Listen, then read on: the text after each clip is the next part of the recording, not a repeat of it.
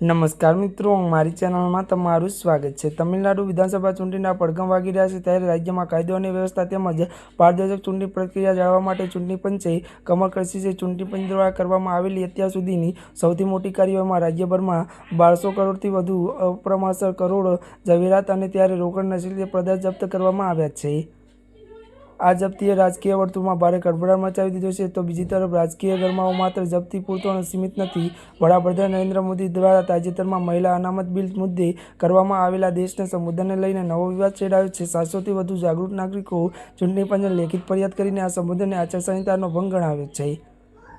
તમિલનાડુના ચૂંટણી રેલી દરમિયાન રાહુલ ગાંધીએ કહ્યું કે ભાજપે જે રીતે બિહારમાં નીતિશ કુમારને હટાવીને સત્તા મેળવી તે જ રીતે તમિલનાડુમાં પણ રિમોટ કંટ્રોલથી ચાલતી કઠપૂતળી સરકાર બનાવવા માગે છે।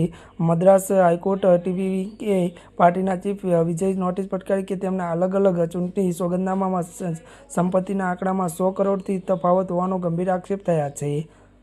ત્યારે મિત્રો અત્યાર માટે બસ આટલું જ। અમારી ચેનલમાં નવા હોય તો અમારી ચેનલને લાઇક, શેર અને સબસ્ક્રાઈબ કરી દેજો। ધન્યવાદ।